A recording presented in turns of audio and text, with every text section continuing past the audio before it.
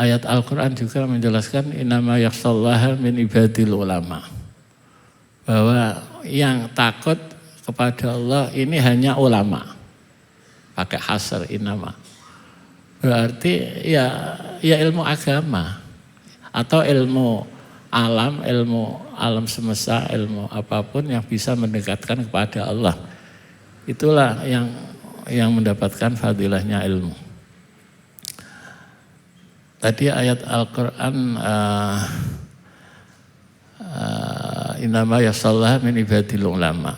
Yang takut kepada Allah ini hanyalah ulama. Kalau kita jujur, bisakah kita mengatakan bahwa orang yang ahli teknologi angkasa, luar angkasa dan sebagainya, teknologi modern-modern itu bisa yakhsha kepada Allah? Kan tidak, malah justru akan membuat dia sombong, membuat dia jumawa dengan kemampuan keilmuan teknologi tersebut. Tapi ala kulli halin ilmu apapun lah, tidak ilmu agama saja, ilmu apapun yang bisa mendekatkan kepada Allah itulah yang dimaksud ilmu yang mendapatkan fadilah keutamaan yang disebut dalam ayat-ayat Al-Quran. Assalamualaikum warahmatullahi wabarakatuh. Innal hamdalillah nahmaduhu wa nasta'inuhu wa nastaghfiruh wa na'udzu billahi min shururi anfusina wa min sayyiati a'malina. May yahdihillahu fala mudilla lahu wa may yudlil fala hadiya lahu wa asyhadu an la ilaha illallah wahdahu la syarika lahu wa asyhadu anna Muhammadan abduhu wa rasuluh amma ba'da. Hadratal muhtaramin, para bapak kiai sepuh ini sepuh ingkang kawula hormati, sejajaran kepengurusan takmir masjid ingkang kawula mulyakaken lan sedaya para masyayikh, para asatidz ingkang hadir wonten ing majelis punika ingkang minulya. Alhamdulillah kita sedaya dipun paringi taufik maunah dening Allah Subhanahu wa taala sehingga kita saged menghadiri acara ingkang sakral, acara ingkang ageng fadilahipun inggih punika tadarus Al-Qur'an. Yang mana tadarus Al-Qur'an menika suatu amalan ingkang sunnah. Bila kita sunnah membaca Al-Quran secara berkelompok. Wonten ing singgalipun hadis dipun sebataken singgalipun hadis ngendikaken bilih ketika sebuah kaum kumpul yasami'u nafi buyutin min buyutillah yatadarusuna Al-Qur'an majtama'a qaumun fi buyutin min buyutillah yatadarusuna Al-Qur'an yatluna Al-Qur'an wa yatadarasunahu illa nazalat alaihimus sakinah wa haffathumul malaikah wa dzakara fi man indahu. Mboten wonten kaum ingkang kumpul wonten ing Baitullah. Niki tentunipun mboten qaid lazimah. Kanten teng hadis-hadis lain mboten ngoiti fi buyutillah. Yang mana kaum tadi membaca Al-Qur'an dan menerus Al-Qur'an, maka Allah akan menurunkan ketenangan kepada kaum yang mudarasah Al-Quran tersebut, juga akan dikelilingi oleh para malaikat dan Allah akan menyebut-nyebut kelompok yang membaca Al-Quran tersebut untuk disebutkan, untuk dibanggakan kepada para malaikat yang ada di sisi Allah. Napa malih menawi mudarus Al-Qur'an kala wau wonten ing bulan Ramadan.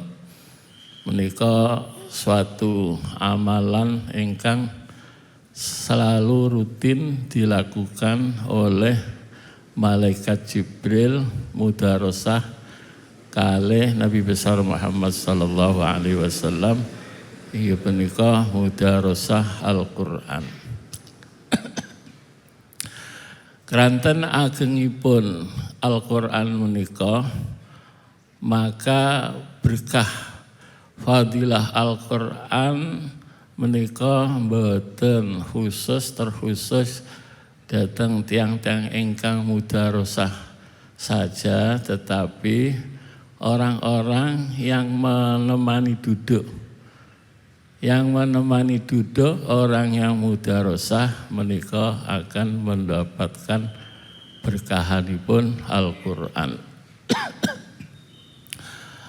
Para hadirin saya ingkang kawula hormati, Kudus menika kita sebut sebagai kota ilmu dan kota kesalehan. Keranten kathah sanget keluarga-keluarga ilmu ingkang lahir, ingkang membesarkan, yang mengajarkan ilmu di kota Kudus menika, atau kita istilahkan sebagai Baitul Ilmin wa Sholahin. Banyak tokoh-tokoh kiai yang kedalaman ilmunya sudah diakui, juga kesalehanipun kados keluarganipun Mbah Asnawi, keluarganipun Mbah Arwani, keluarganipun Kiai Turehan, Kiai Ma'ruf, Kiai Hambali, lan sedaya keluarga-keluarga masyayikh ingkang ngerameaken, ingkang nguri-nguri ilmu agami wonten ing kota Kudus menika dan telah menelurkan generasi-generasi Qur'ani dan telah meninggalkan warisan-warisan kados madrasah TBS, madrasah Qudsiyah, madrasah Diniyah Kradenan niki sedaya peninggalanipun para guru-guru wonten ing daerah kota Kudus menika.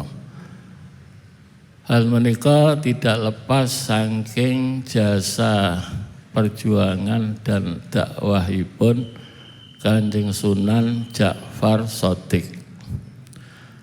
Kanjeng Sunan Ja'far Shadiq menika wali songo ingkang terkenal kalih toleransinipun dalam pendekatan dakwah kepada masyarakat non-muslim. Kata sangat contoh dari ketolerananipun Mbah Ja'far menika salah setunggalipun inggih punika boten purun nyembelih sapi. Niki bukan berarti Mbah Ja'far Shadiq ngaramno nyembelih sapi, niki mboten. Niki hanya suatu metode pendekatan dakwah. Bagaimana dengan pendekatan budaya dakwah kalau wau saged dakwah menika saged berhasil secara maksimal. Keranten memang non-muslim kalau wau ketika seorang dai menawarkan ajaran yang bersinggungan, melarang adat istiadat atau ajaran yang telah diwarisi oleh nenek moyangnya untuk meninggalkan dengan datangnya syariat Islam atau datangnya agama Islam, tentunya akan punya perasaan enggan. Tidak semudah ketika ada pendekatan dakwah dengan cara sedikit untuk mengikuti apa yang telah menjadi kebiasaan masyarakat tersebut, sehingga diharapkan saged membuka pintu lebar untuk bisa menerima syariat Islam, bisa menerima agama Islam. Alhamdulillah dengan pendekatan menika masyarakat yang aslinya Buddha, Hindu saged menerima syariat Islam dengan faujan, dengan berbondong-bondong untuk masuk Islam dengan kesadaran tanpa ada kekuatan senjata, kekuatan kekerasan. Para hadirin yang saya hormati, hal menika bagian saking kaidah lil wasail hukmul maqasid, bahwa sarana atau wasilah-wasilah itu punya hukum tujuan. Kalau tujuannya itu baik untuk dakwah, apalagi dakwah itu diyakini tidak bisa berhasil kecuali dengan wasilah. Wasilah salah satunya mengikuti kebiasaan tidak mau nyembelih sapi. Ini diyakini akan bisa menghasilkan masuknya Islam masyarakat Buddha, maka wasail tersebut akan menjadi wajib.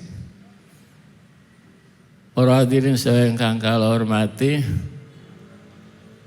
begitu juga ketika tidak sampai suatu keharusan, maka itu akan menjadi hukum sunnah.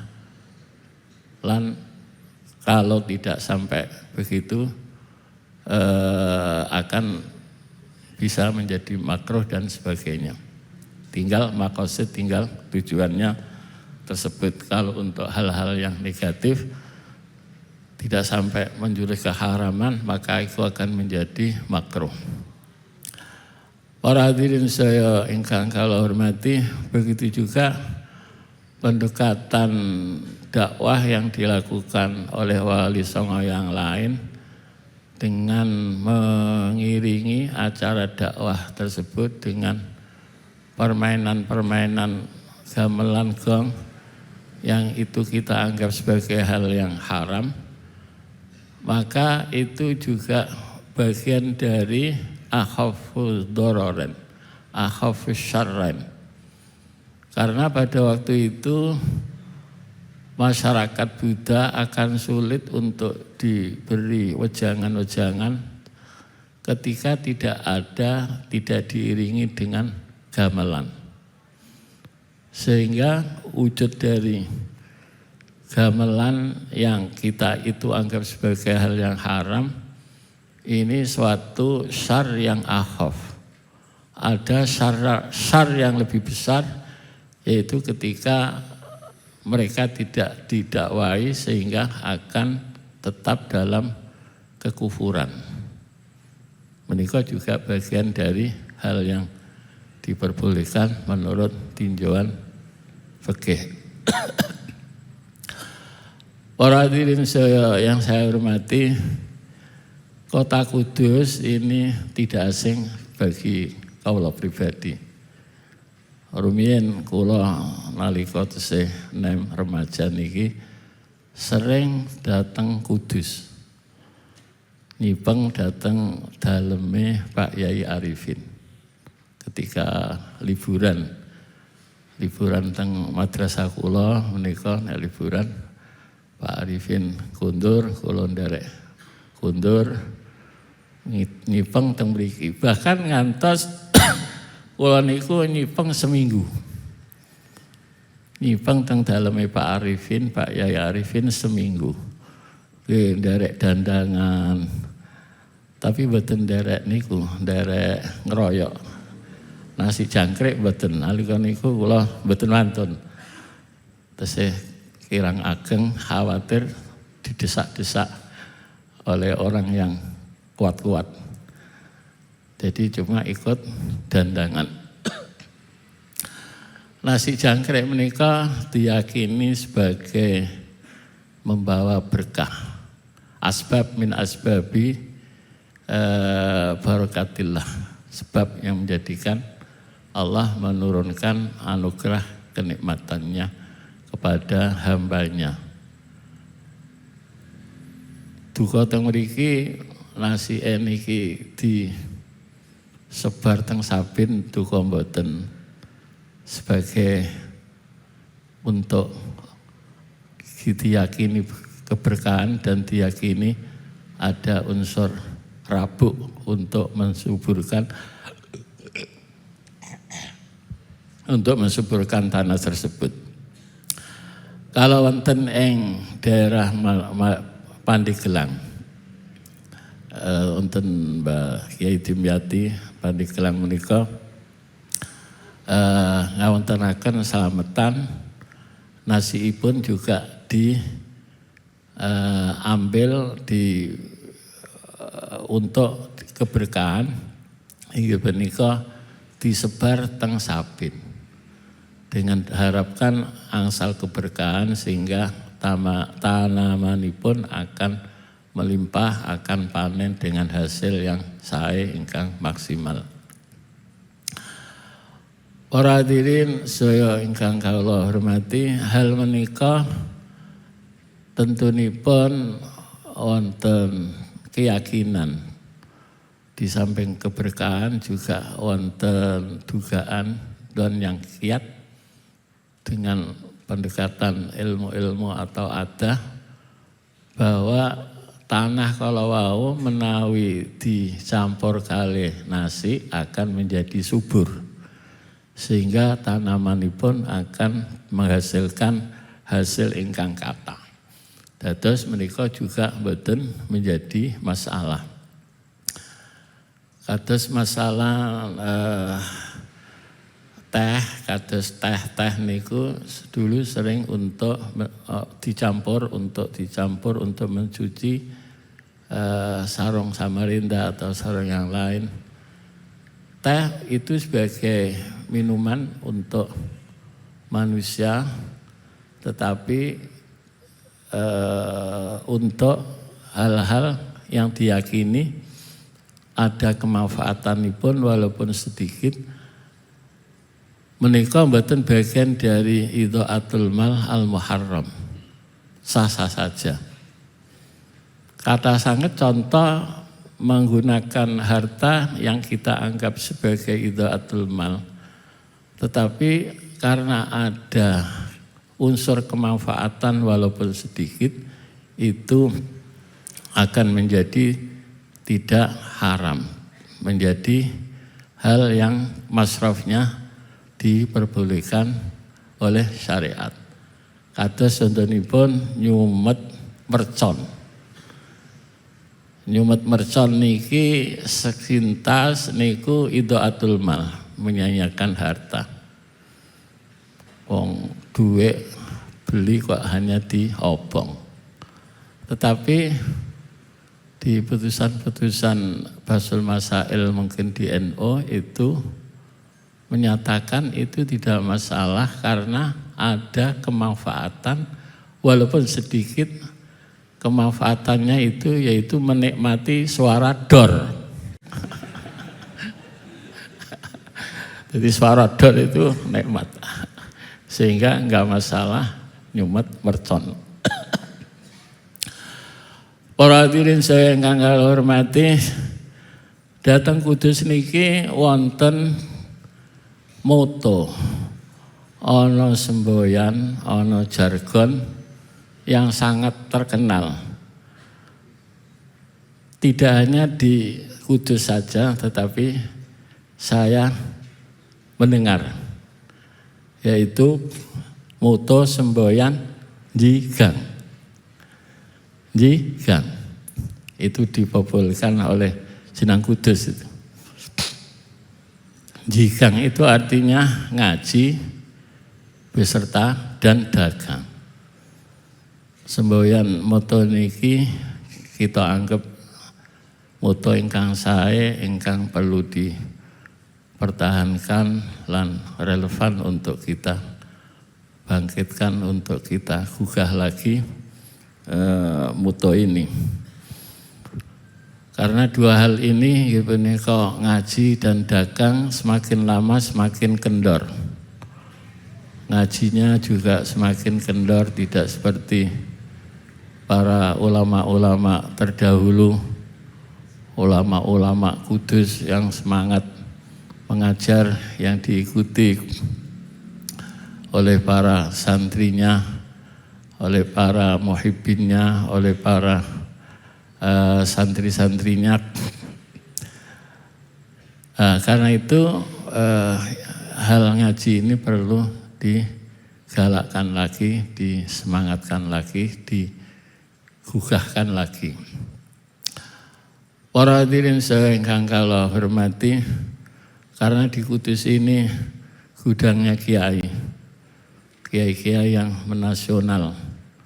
Bagaimana generasi sekarang ini harus bisa mewarisi, begitu juga masyarakatnya bisa mempertahankan adat kebiasaan yang sangat baik sekali, yaitu ngaji.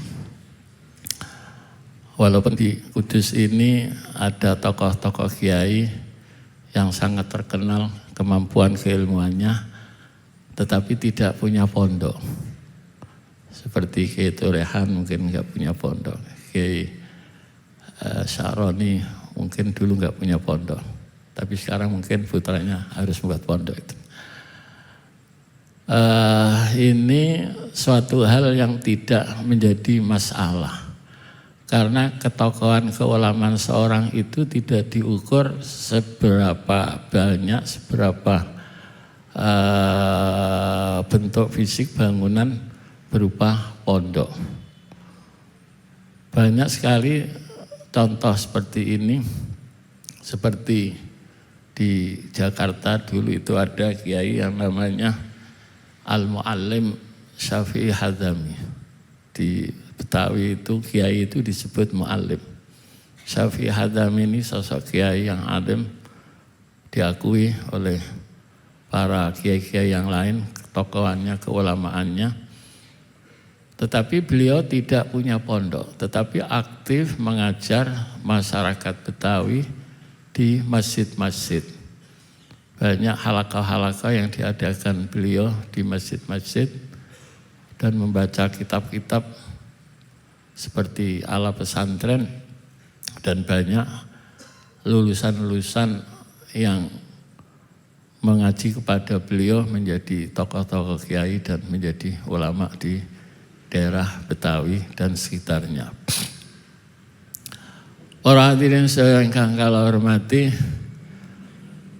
karena ada sebuah ungkapan bahwa la tangkusu darajatul nabi bikil lati atba'i. Tidak menjadi kurang derajatnya nabi karena sedikitnya pengikut. Ada beberapa nabi yang pengikutnya itu sedikit. Mungkin seperti Nabi Nuh itu hanya 10 orang. Tetap Nabi Nuh sebagai sosok nabi yang agung, yang mulia, yang telah menjadi utusan Allah Subhanahu wa taala. Karena itu juga la tangkusu darajatil alim bi khilati muridi. Derajatnya seorang alim tidak berkurang karena muridnya sedikit. Ini juga tidak mengurangi keunggulan, keulamaan, ketokohan ulama tersebut kalau memang betul-betul itu seorang tokoh ulama. Jadi tidak menjadi jaminan bahwa keulamaan seorang itu diukur dari sejauh mana banyaknya santri. Bahkan justru kalau kita menengok sejarah-sejarah ulama terdahulu, kiai yang ada di Jawa ini, ulama yang hebat-hebat itu ternyata santrinya sedikit-sedikit. Karena itu tidak menjadi jaminan banyaknya santri. Begitu juga tidak menjadi jaminan bahwa seorang kiai itu harus punya pondok.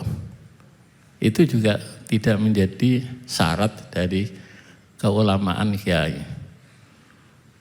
Bahkan ada kiai yang mengatakan punya pondok itu bagian dari jah. Jadi urusan pondok itu ora perlu dipikir matang-matang, yang penting iso mulang. Tidak perlu diperjuangkan dengan kesungguhan. Yang penting itu mulangnya. Mulangnya itulah yang diharapkan bisa mendapatkan derajat yang tinggi, bukan karena pondoknya. Bahkan pondok itu bagian dari jah, kedudukan. Para hadirin yang saya hormati, dan ini bisa kita contohkan bahwa banyak kiai yang seperti itu. Seperti kakek saya itu Mbah Zubair Dahlan. Itu walaupun beliau sosok kiai yang aktif mengajar di Pondok Sarang, tapi beliau tidak merasa punya pondok. Itu pondoknya mertuanya, itu pondoknya pakliknya dan sebagainya. Para hadirin yang saya hormati, jadi dua hal yaitu jigang, mengaji dan dagang ini harus kita galakkan lagi. Mengaji itu dalam ajaran fikih dijelaskan, mengaji keagamaan itu ada tahapan-tahapan, tingkatan-tingkatan, yaitu pertama mengaji yang hukumnya fardu ain, yaitu mempelajari ilmu hal, ilmu yang dihadapi kondisi sekarang ini. Ketika orang itu sudah akil balik, kewajiban puasa, kewajiban sholat, dia harus belajar sholat. Ketika dia orang kaya, punya harta, harus mempelajari zakat karena dia berkewajiban zakat. Itu ilmu hal yang harus fardu ain diajari oleh setiap orang mukallaf. Ilmu yang wajib, ilmu hal, yaitu ilmu fikih, ilmu tasawuf dan ilmu tauhid. Ilmu tauhid yaitu ilmu yang mengetahui yang wajib ain, yaitu mengetahui sifat-sifat wajib, mustahil, jaiz bagi Allah, sifat wajib, mustahil bagi Rasul, dan mengetahui hal-hal yang bersifat sifat-sifat Rasul yang sudah ma'ruf. Rasul dilahirkan di Makkah dan sebagainya, itu juga harus diajarkan, harus diketahui. Kemudian ilmu fikih yang harus dipelajari itu ilmu hal, ya tadi. Kalau ilmu tauhid itu mempelajari ma yajibu wa ma yastahilu wa ma jaiz bagi Allah dan Rasul bidalail al-ismaliyah, dengan dalil yang secara global, tidak tafsili. Yang ketiga adalah ilmu tasawuf. Harus kita tahu sifat-sifat madmumah, sifat-sifat mahmudah yang harus dijauhi dan harus dilakukan. Sifat madmumah harus dijauhi seperti ujub, riya, isyrak dan sebagainya. Ini adalah hukumnya fardu ain. Ada yang fardu kifayah. Fardu kifayah yaitu harus standarnya itu dia belajar untuk bisa menggugurkan fardu kifayah di setiap daerah itu harus sampai darajatul mufti. Jadi tiap daerah itu harus ada calon-calon santri yang menekuni ilmu agama secara mendalam sehingga sampai darajatul mufti, ini baru bisa menggugurkan fardu kifayah. Di samping juga fardu kifayah, tiap-tiap daerah harus ada muhaddis, ada mufassir, harus ada hafizul Quran, harus yang tahu ilmu tajwid dan sebagainya. Yang ketiga yaitu hukumnya sunnah mendalami ilmu agama, yaitu sampai di atas darajatul mufti. Dia mendalami ilmu agama secara detail, mendalam, melautan ilmunya di atas darajatul mufti. Ini hukumnya adalah sunnah. Para hadirin saya ingkang kula hormati, memang orang belajar itu macam-macam. Ada yang memang fokus dia belajar dalam lingkungan lembaga pendidikan keagamaan di pondok atau di madrasah diniyah, dan dia punya waktu longgar untuk lebih fokus mendalami ilmu agama. Ada yang seorang pelajar itu di samping belajar dia masih disibukkan dengan urusan pekerjaan. Ada lagi orang yang belajar ilmu agama itu karena sudah berkeluarga. Ini semuanya tetap diarahkan, dianjurkan untuk menambah-nambah ilmu. Wa qur rabbi zidni ilma. Ini ayat Al-Quran menjelaskan doa dari Nabi. Nabi diperintahkan untuk berdoa, tambahilah ilmu. Walaupun ini khitabnya kepada Nabi, tetapi umatnya tabaun. Umatnya ikut juga diarahkan, dianjurkan untuk selalu menambah-nambah ilmu. Thalabul ilmi minal mahdi ilal lahdi. Mulai dari ayunan sampai liang lahat. Ini kita dianjurkan, diajarkan untuk selalu menambah ilmu. Banyak sekali ayat-ayat Al-Quran yang menjelaskan tentang fadilahnya ilmu, tentang keagungannya ilmu.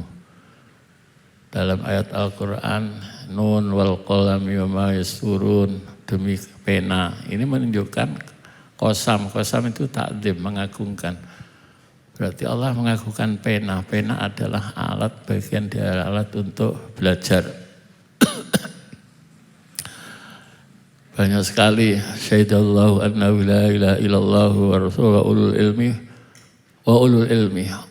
Orang-orang ilmu yang punya ilmu inilah orang yang bisa menyaksikan keesaan Allah. Lita'lamu annallaha ala kulli syai'in qadir. Allah menciptakan alam semesta ini tujuannya supaya kita tahu, kalian tahu semua bahwa Allah itu adalah Maha yang kuasa. Wa idza qila suzu fansuzu yarfa'illahu ladina wa idza qila suzu fansuzu yarfa'illahu ladina amanu wal ladina utul ilma darajat. Bahwa ketika kita diucapi suzu itu artinya memberi kelapangan tempat, maka fangsuzu, supaya kamu memberi tempat lapang bagi orang yang mau ikut mendengarkan, menerima ilmu. Ini yarfa, maka yarfa iladzina amanu. Wah, ini kalau difahami, jadi yang food ini wa idzan suzu itu berarti gambarannya itu dalam bentuk pembelajaran yang bersifat halaqah. Seperti ini, halaqah ini bisa unsuzu. Kalau klasikal itu enggak bisa unsuzu karena sudah punya kursi sendiri-sendiri. Lah yang yarfa'illahu ladzina amanu itu yang unsuzu, yang dalam bentuk pengajian halaqah.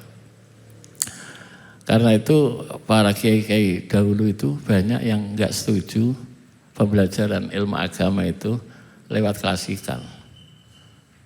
yang beliau para ulama dahulu yang dianjurkan dan yang diharapkan dan diterima oleh para kiai, sebagian kiai dulu itu ya lewat halaqah, pengajian halaqah, bukan klasikal. Bentuk pengajian halaqah itu, halaqah artinya melingkar,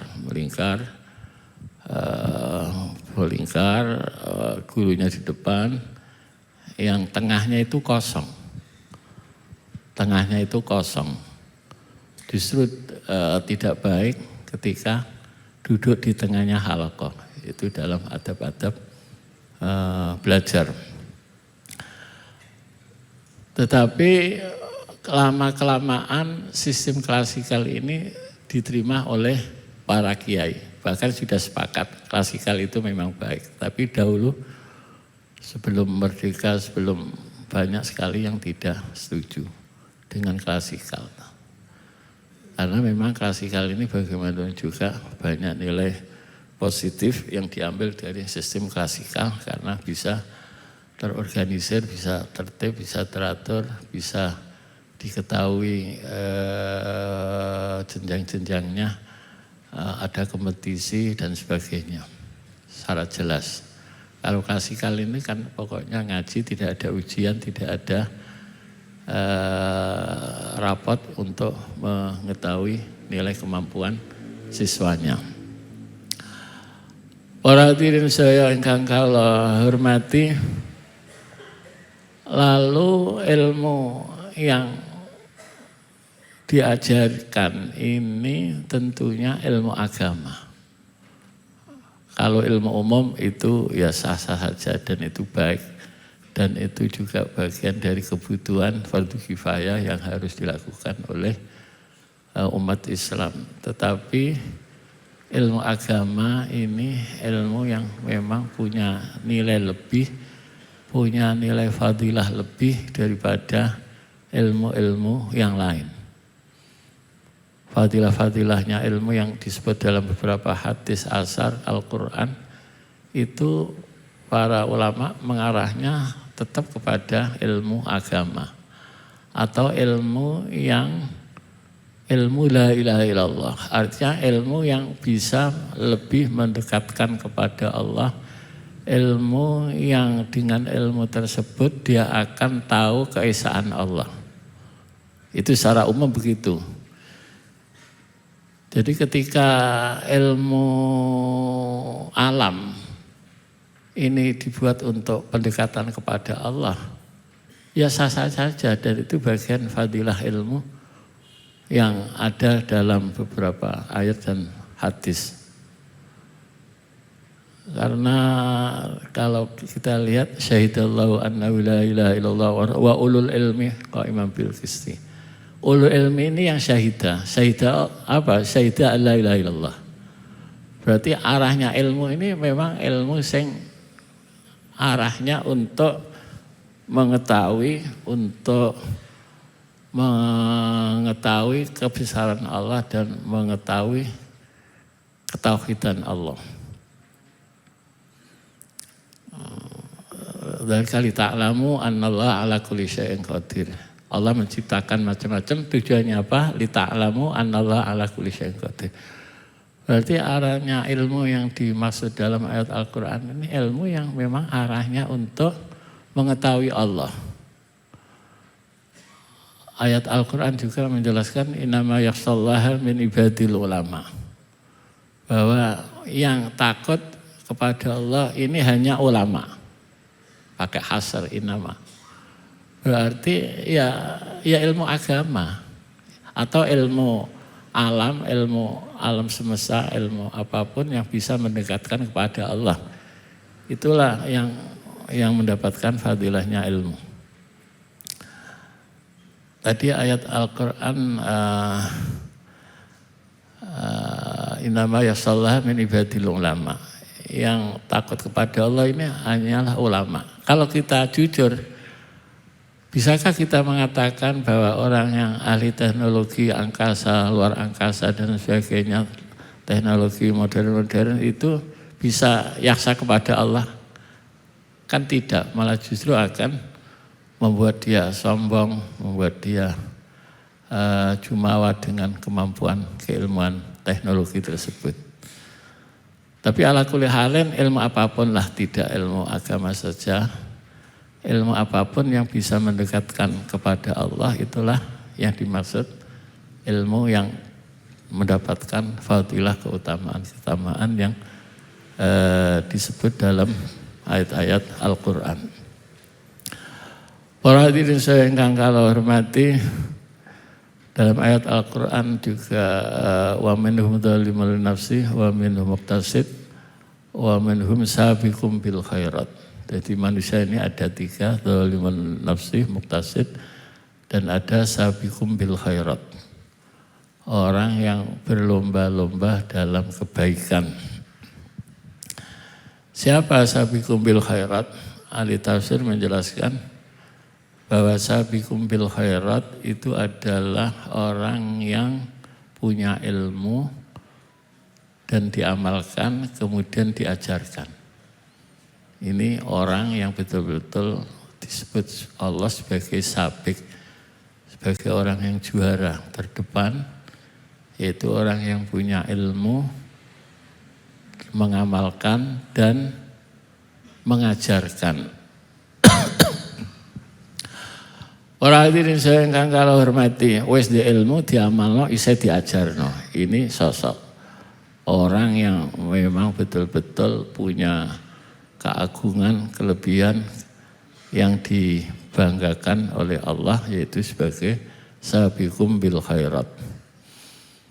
Lah, untuk menjadi seorang pengajar ini memang harus dibedakan antara seorang pengajar dengan seorang adaul ilmi. Kalau pengajar memang dibutuhkan ahliyah, kemampuan intelektual, keilmuan yang diajarkan. Ini harus punya keahlian. Tetapi kalau adaul ilmi, menyampaikan ilmu, itu ternyata tidak harus ahliyah, bahkan tidak paham pun orang tersebut akan mendapatkan fadilahnya adaul ilmi, menyampaikan ilmu dari gurunya. Ada sebuah hadis yang menjelaskan bahwa man hafadha arba'ina hadisan dakhala jannah. Barang siapa yang hafadha arba'ina. Hafadha itu artinya menyampaikan hadis 40. Di syarahnya Imam Nawawi, syarah Arba'in itu beliau mengatakan wa ilam yafham. Jadi walaupun tidak paham, dia menyampaikan hadis yang ia dengar, ini akan mendapatkan jaminan masuk surga. Menyampaikan ini kan bagian dari, kalau kita mengatakan mengajar ya tidak mengajar, tapi menyampaikan. Jadi sah-sah saja orang awam, orang masih belum tingkatan guru agama, dia sah-sah saja menyampaikan sebuah hadis, sebuah ajaran, dan dia akan mendapatkan keutamaan menyampaikan ilmu agama walaupun tidak paham seperti orang awam. Jadi masalah ketika saya menyampaikan innamal a'malu binniyat, qala Nabi sallallahu alaihi wasallam innamal a'malu binniyat, amal itu dengan niat. Terus di sini ada orang awam mulai ngomong karo kancane, amal iku kudu nganggo niat. Jadi Nabi sampai no Mbak Said mang. Itu pengajar, sudah menyampaikan ilmu dan mendapatkan fadilahnya ilmu. Lah maksudnya innamal a'malu binniyat itu piye? Mbah aku ora paham. Ini sudah mendapatkan fadilahnya. Para hadirin saya ingkang kula hormati, banyak sekali fadilah-fadilah ilmu yang diajarkan dalam Al-Quran ataupun dalam Al-Hadis. Ini yang ada hanya di syariat Islam. Gak ada agama-agama lain yang menganjurkan supaya belajar ilmu secara mendalam, menjanjikan fadilah-fadilah ya belajar ilmu tidak ada. Yang ada hanya di syariat Islam. Karena itu kita bisa melihat bagaimana dengan dorongan fadilah ya belajar ilmu ini kita bisa melihat para ulama dahulu banyak sekali mencurahkan segala tenaga pikirannya untuk mengembangkan ilmu keilmuan dengan menulis ratusan ribu judul kitab yang diwariskan kepada generasi sekarang ini. Belum lagi ratusan judul ribu kitab yang dihancurkan, yang dibuang di Bengawan Jatjela, belum yang dibakar orang Mongol, orang Asbania, orang Tartar dan sebagainya. Ini yang masih ditinggalkan ini masih banyak, masih tersimpan dalam maktutat, perpustakaan dalam berupa manuskrip. Itu seandainya peninggalan ulama dahulu itu tidak dihancurkan oleh kaum non-muslim, mungkin malah akan meninggalkan ratusan ribu lagi judul-judul kitab. Pada waktu itu Barat dan negara-negara lain masih dalam keterbelakangan baik dalam masalah ekonomi, masalah keilmuan dan lain-lainnya. Yang menonjol, yang menjuarai, yang terdepan adalah para ulama-ulama Islam, baik ulama filosofnya, ulama-ulama ilmu teknologi, ilmu alam dan sebagainya, astronomi dan sebagainya, itu zaman dahulu yang menonjol dari kalangan muslim. Tetapi sekarang terbalik bahwa umat Islam sudah mengalami kemunduran dalam segala hal, ekonomi, politik, teknologi, semua dikalahkan oleh non-muslim. Bahkan negara-negara Islam sangat tergantung sekali dengan negara-negara Barat. Para hadirin saya ingkang kula hormati, jadi menambah ilmu ini suatu hal yang sangat-sangat dianjurkan, diajarkan oleh agama. Tentunya menurut kondisi dan kelapangan atau kelonggaran waktu.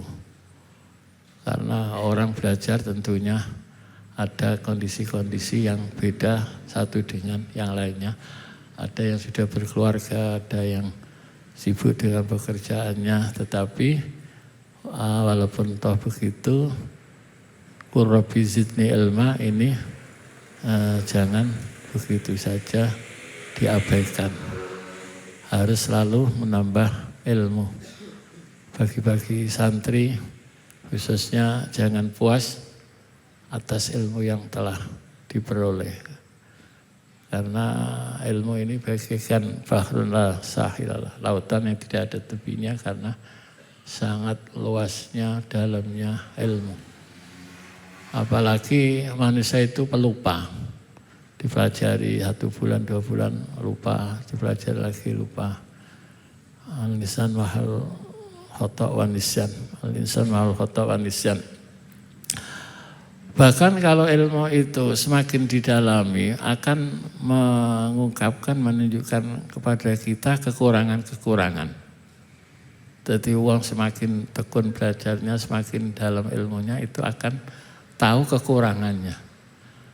Yang merasa puas atas yang ilmu yang diperoleh itu justru orang yang tidak begitu mendalami ilmu. Kullama adabani dahru arani naqsa ilmi.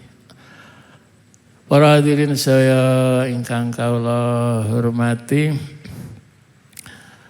jadi bagaimana waktu yang kita miliki ini digunakan sebaik-baiknya untuk hal-hal yang positif, untuk ibadah, untuk bekerja.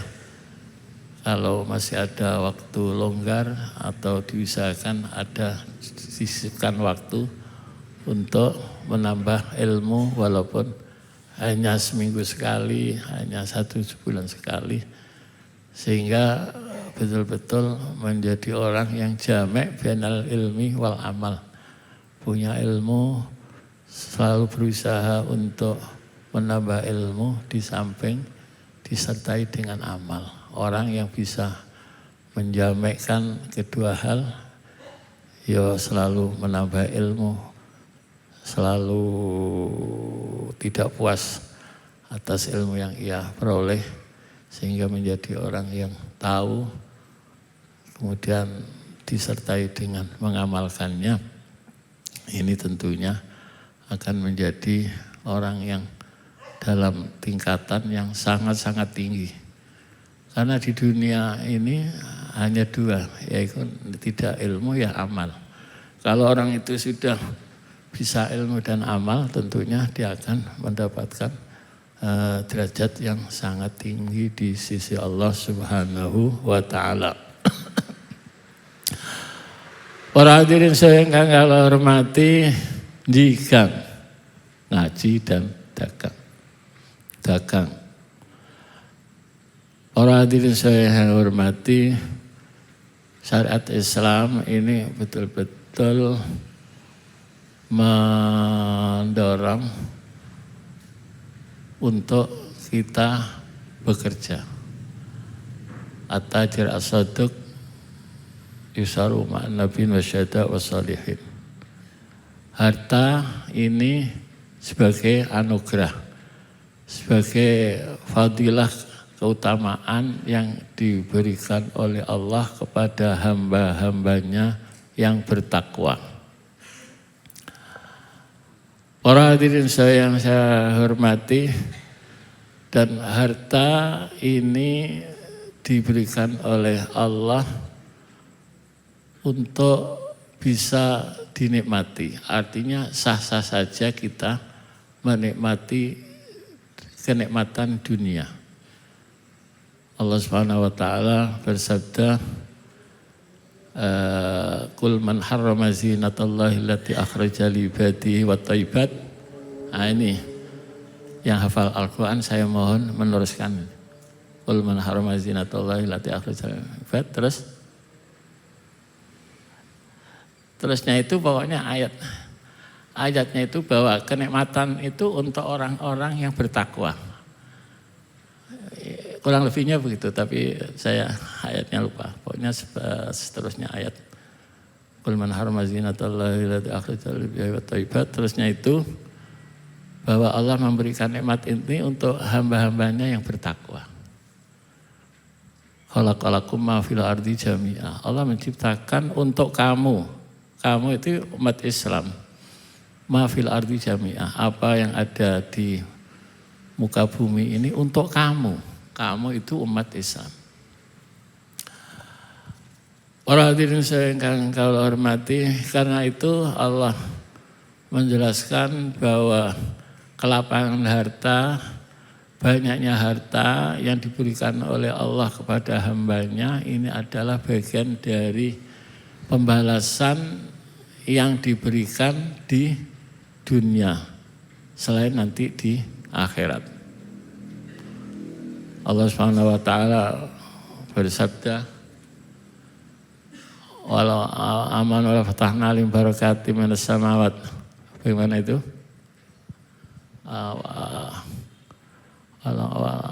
Walau anna ahlal qura amanu wattaqau la fatahna alaihim barakati minas samawat. Seandainya ahli desa itu takwa dan beriman, maka Allah akan membuka barokahnya bumi dan langit. Akan diberi kelimpahan dunia dan harta. Ini pembalasan Allah untuk orang-orang yang bertakwa berupa harta. Pembalasan diberikan di dunia. Allah Subhanahu wa ta'ala juga bersabda, man amila min dzakari wa unsa wa mu'minun falanuhyiyannahu hayatan thayyibah. Barang siapa yang mengamal baik akan diberi kehidupan dengan hidupan yang baik. Allah Subhanahu wa ta'ala juga bersabda bahwa ketika orang itu melakukan amal baik, yaitu beristighfar, Allah akan memberi bantuan harta dan kebun. Wa qul istaghfiru rabbakum innahu kana ghaffara yursilis samaa 'alaikum midrara wa yumdidkum bi amwalin wa banin wa ja'ala lakum anhara wa ja'ala nara jannatin. Jadi ini semua menunjukkan bahwa kelimpahan harta itu bagian dari fadl Allah, anugerah Allah yang diberikan untuk hamba-hambanya yang bertakwa dan beriman. Para hadirin yang saya hormati, karena itu Allah Subhanahu wa taala memuji harta. Banyak sekali ayat-ayat yang menyebut harta itu sebagai khair. Idza kutiba alaikum idza hadara ahadakumul maut in tarakanil wasiyatu lil walidain. In taraka khairan ayil mal. Innal insana li hubbil khairi la syadid. Li hubbil khairi artinya li hubbil mal. Jadi mal ini banyak sekali di ayat Al-Qur'an diungkapkan sebagai al-khair, sebagai hal yang baik. Para hadirin yang saya hormati, karena itu sah-sah saja dan sunnah kita bekerja itu adalah bagian sunnah yang dianjurkan yang oleh Allah Subhanahu wa taala dan dianjurkan oleh Nabi besar Muhammad sallallahu alaihi wasallam. Banyak sekali hadis-hadis yang menjelaskan fadilahnya orang yang bekerja. Talabul halal faridah ba'dal faridah. Di ayat Al-Quran juga disebutkan wabtahu indahu arizqa. Wabtahu indallahi arizqa atau indahu arizqa. Carilah di sisi Allah rezeki. Ini nas soreh bahwa mencari rezeki, bekerja, berdagang itu adalah perintah Allah. Berarti ini sunnah. Walaupun kalau kita kembali ke usul fikih al-amrul wujub, tapi ini karena ada dalil-dalil lain yang mengisrafkan kewajiban akhirnya menjadi sunnah. Bekerja itu sunnah. Nas soreh dari ayat Al-Quran wabtahu indahu arizqa. Wa idza qudiyatis shalah fantasiru fil ardi wabtahu min fadillah. Cuma ini di tafsir wa idza qudiyatis shalah fantasiru fil ardi wabtahu min fadillah. Ketika salat selesai maka biarlah kamu di muka bumi untuk mencari rezeki wabtahu wa idza qudiyatis shalah fantasiru fil ardi wabtahu min fadillah. Carilah anugerah Allah, ya, maksudnya cari rezeki. Ini lil ibaha. Ahli tafsir ini mengatakan lil ibaha karena asalnya itu ba'dal man'i. Karena asalnya itu nek khutbah, ngono khutbah iku kan kudu fokus ngono khutbah. Aja mire dagang utawa mire kulaan. Tapi nek salate wis rampung lagi fabtahu. Berarti ini al-amru ba'dal man'i itu menunjukkan ibaha. Fabtahu ini ibaha. Tapi ini menurut kaidah kita ngambil ngambil bi khususi sabab. Kalau mengambil bi khususi sabab itu memang fabtahu ini arahnya ke mubah. Tapi kalau al-ahdu bi umumil alfat, fabtahu ini menjadi sunnah karena ayat yang lain itu memerintahkan fabtahu arizqa juga. Yaitu ayat tadi fabtahu indahu arizqa. Para hadirin yang kang hormati, dalam ayat Al-Quran juga dijelaskan wa ja'alna nahara ma'asya. Allah menjadikan siang ini sebagai tempat penghidupan untuk cari rezeki ini siang. Jadi itu sudah hikmatullah bahwa Allah menciptakan siang ini untuk kerja. Bukan untuk tidur, bukan untuk santai-santai dan sebagainya. Ini menunjukkan bahwa bekerja itu memang dianjurkan dan sesuai dengan hikmah Allah menciptakan siang ini untuk bekerja. Karena itu bekerja itu macam-macam, ada yang wajib. Ketika orang itu punya tanggungan nafkah untuk dirinya, keluarganya, hewannya, ini kerjanya menjadi wajib. Thalabul halal fardhu ba'dal fardhu. Ada yang sunnah, yaitu ketika yang wajib itu kan bekerja yang biqadril hajah. Biqadril hajah ini yang wajib untuk kebutuhan primer, tidak berlebihan, tidak mewah-mewah. Tetapi yang fauqil hajah, bekerja untuk menghasilkan harta yang melebihi dari kebutuhan.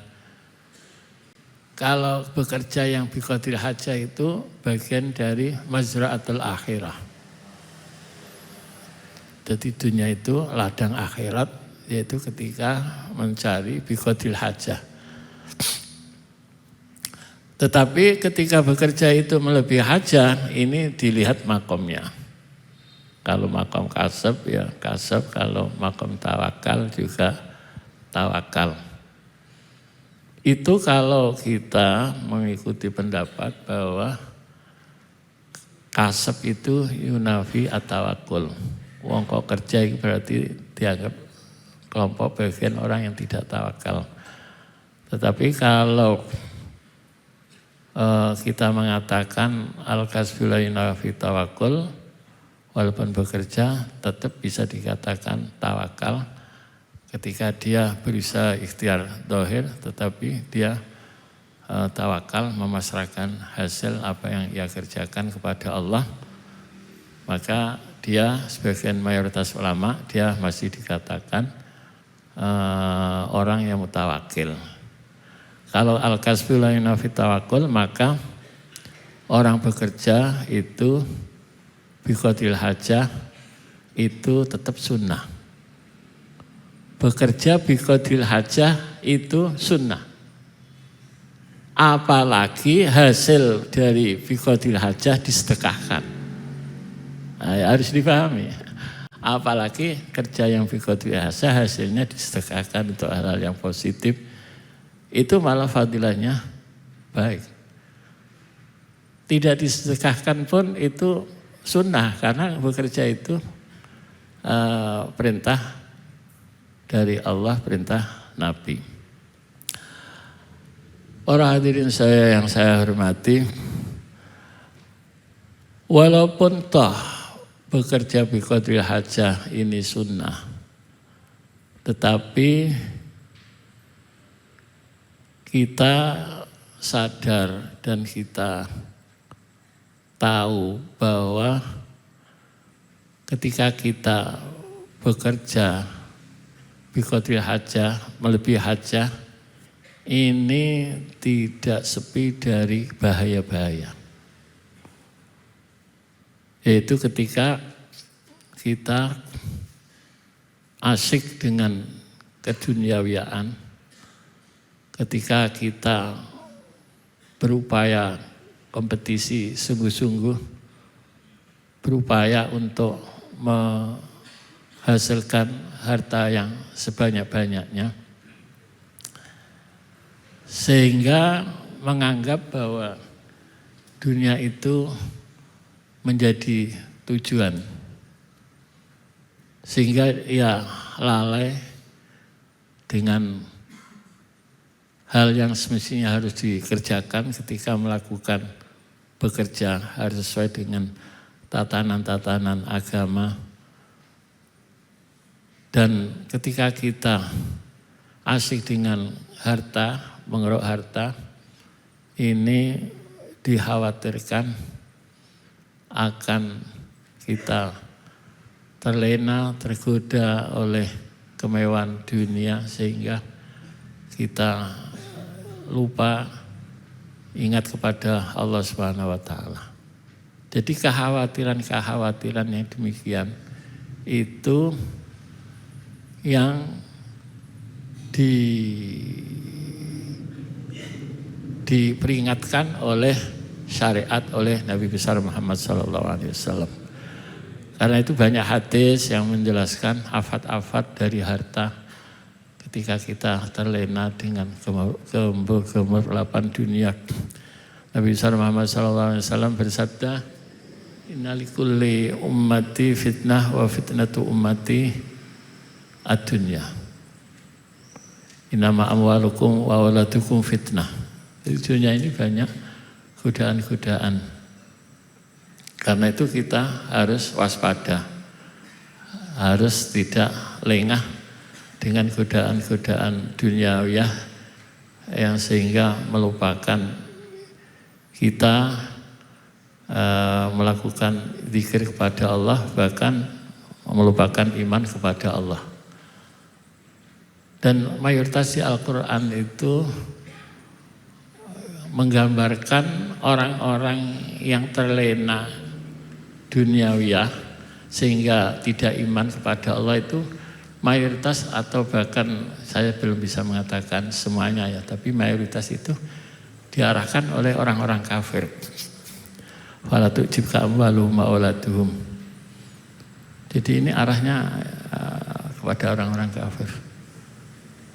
Wa ilakum sawabullahi wa qala alladziina utul wa ilakum sawab wa qala alladziina min qaumihi ya laitana misla mal qarun wa ilakum sawabullahi khairun liman amana. Ini semuanya kitabnya yang dicela atau yang dihitabi itu dari orang-orang kafir yang tergoda dengan keduniawiaan sehingga tidak beriman kepada Allah Subhanahu wa taala. Karena itu para sufiyah, para ahli thariqah ini menghindar dari dunia. Karena dunia ini akan menterlenakan kita. Dan para sufiyah wari'in zaidin ini menganggap bahwa dunia yang kita cari, yang lepas bebas dari syubhat itu sangat sulit. Karena pijakan dari para sufiyah Zaidin al-Wari'in ini kaidah tarku ma la ba'sa bi ma khafa tama bi ba'sa. Jadi para sufiyah itu meninggalkan sesuatu yang tidak berbahaya karena takut akan menimbulkan bahaya. Mau gemerlapan duniawiyah ini enggak apa-apa.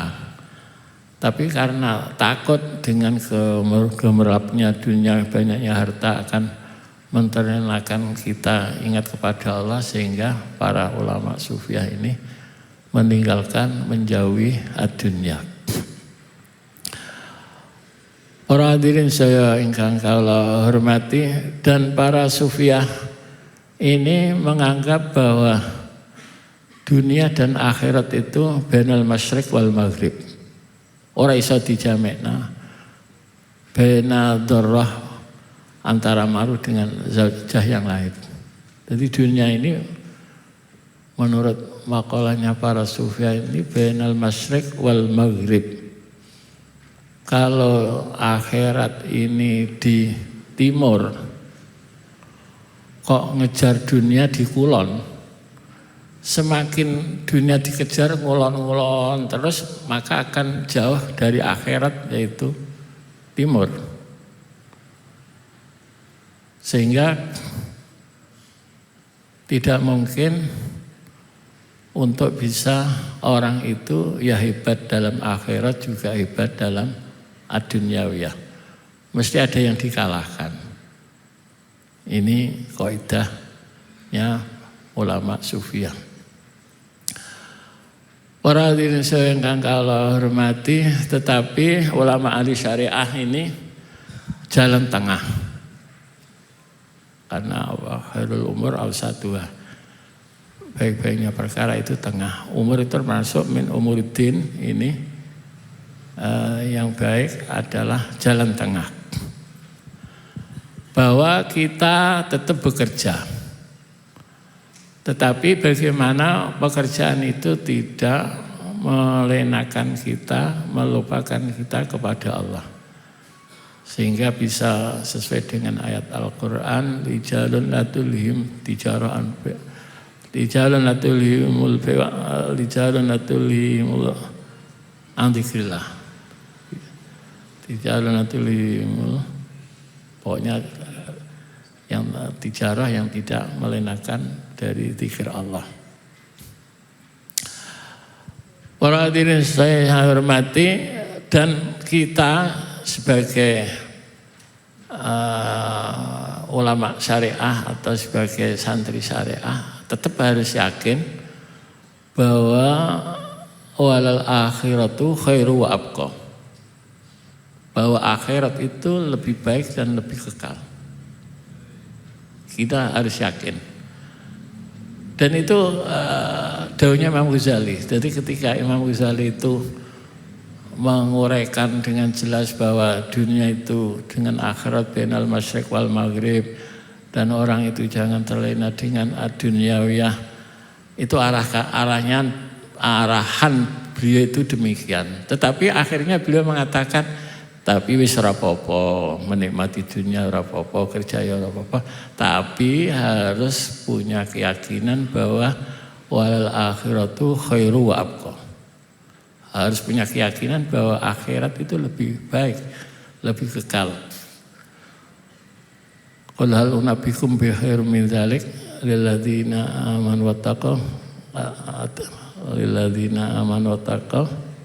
lahum jannatun tajri min tahtiha al-anhar. Jadi ada yang lebih baik, yaitu akhirat. Dan juga bahwa kita ini jangan sampai dunia ini menjadi akbar haminah. Tetapi seperti doa, yaitu Allahumma la taj'alid dunya akbar haminah wala mablagha ilmina.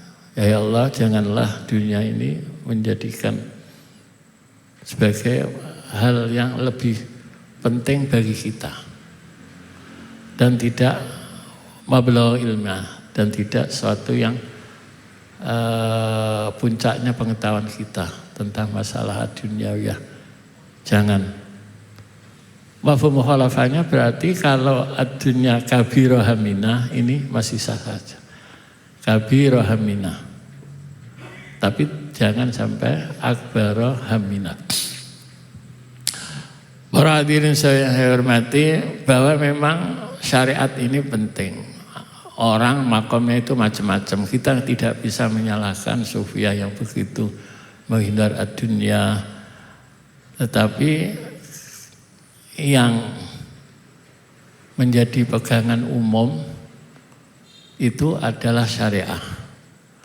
Kalau ada orang yang punya makam yang lebih tinggi, itu sah-sah saja, dan itu juga bagian yang terbaik karena makamnya memang makam sufiyah. Tetapi yang syariah ini untuk kalangan umum. Ya, bahwa syariah itu patokannya tawasud, tengah-tengah.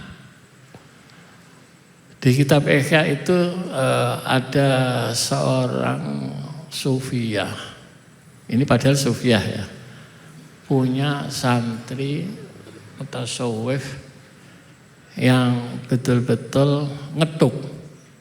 Ngetuk itu artinya tidak mau apa-apa.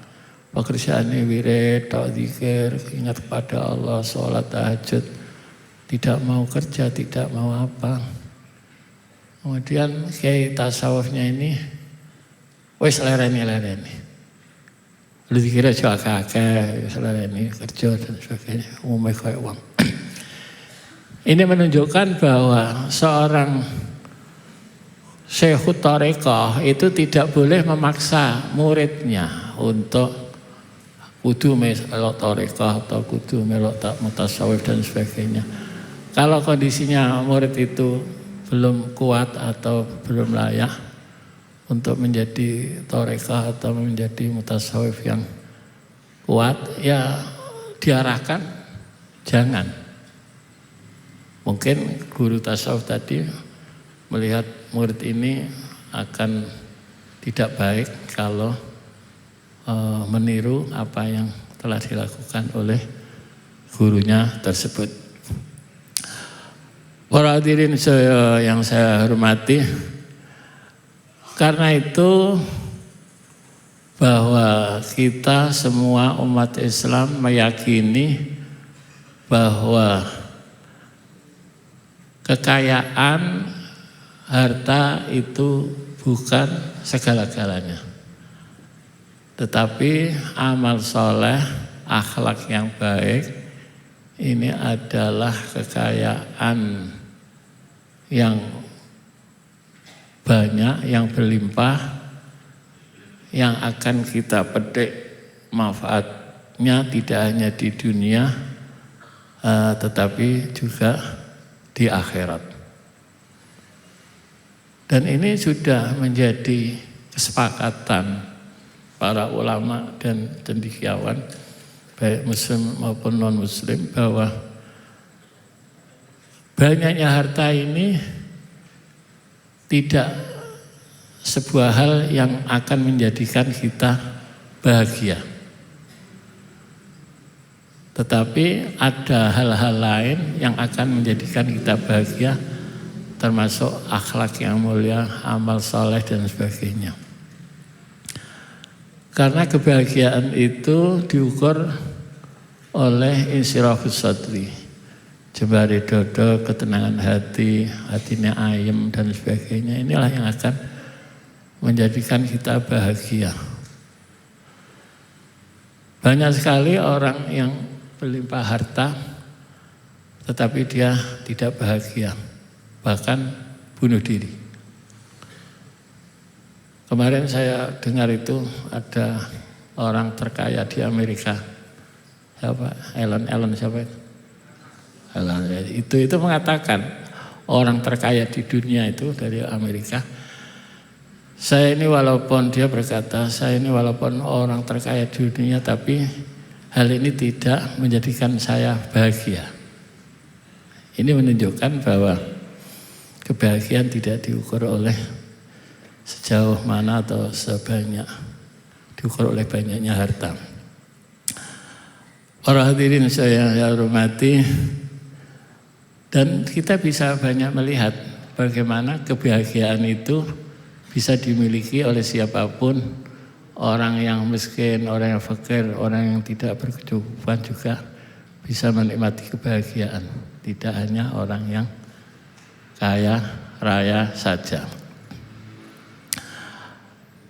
Para hadirin yang saya hormati, karena itu antara kaya dan miskin itu sebetulnya kaul yang kuat itu mengatakan itu tidak sebagai ukuran kemuliaan seseorang.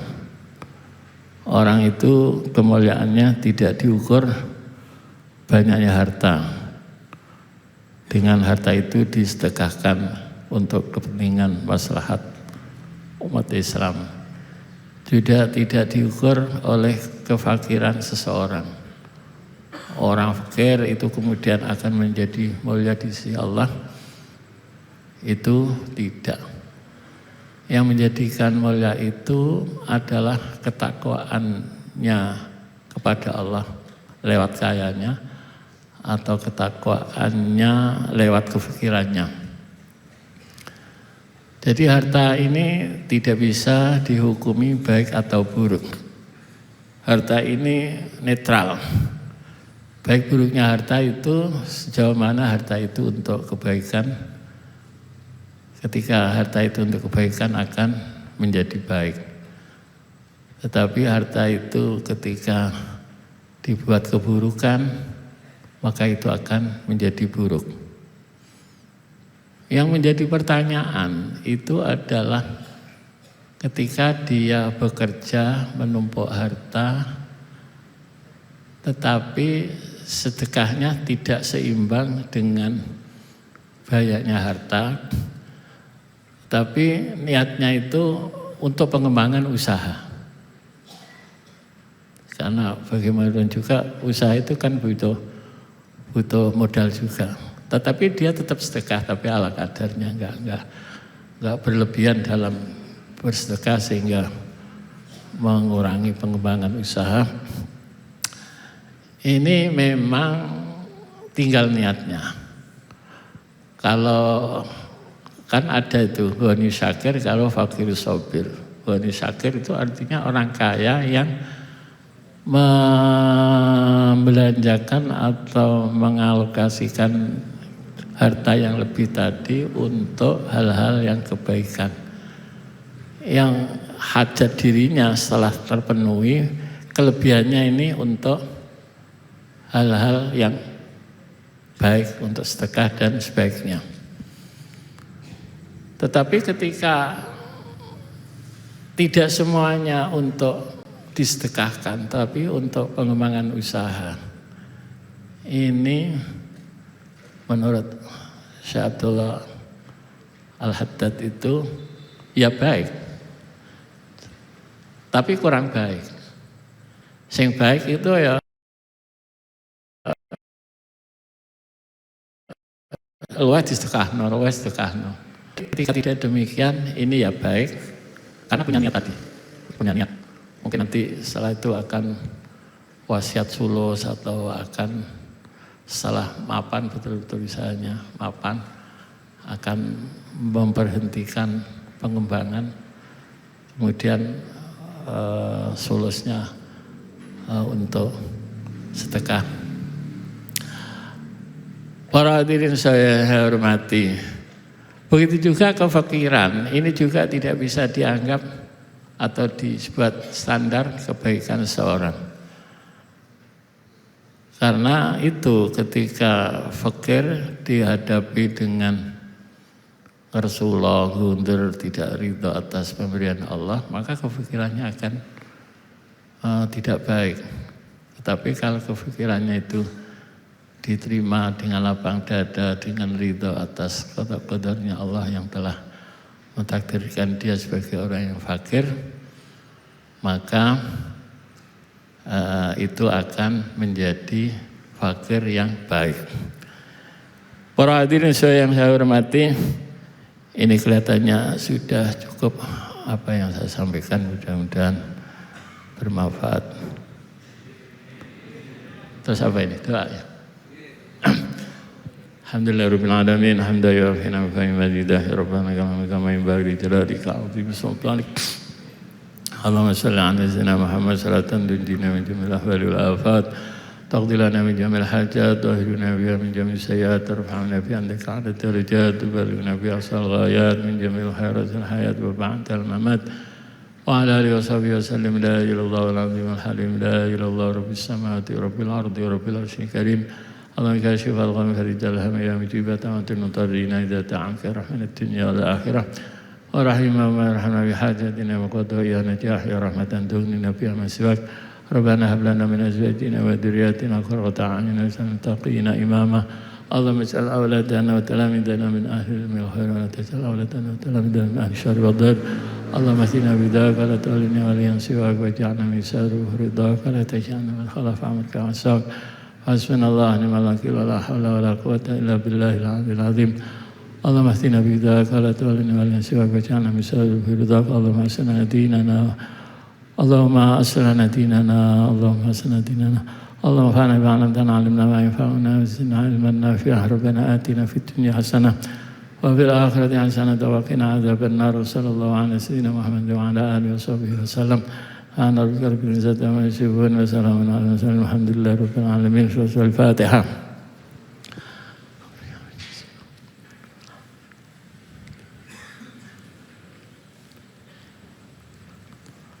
Sebetulnya tadi saya mau bicara tentang perang di Iran itu, tapi karena Sudah malam. Akhirul kalam. Assalamualaikum warahmatullahi wabarakatuh.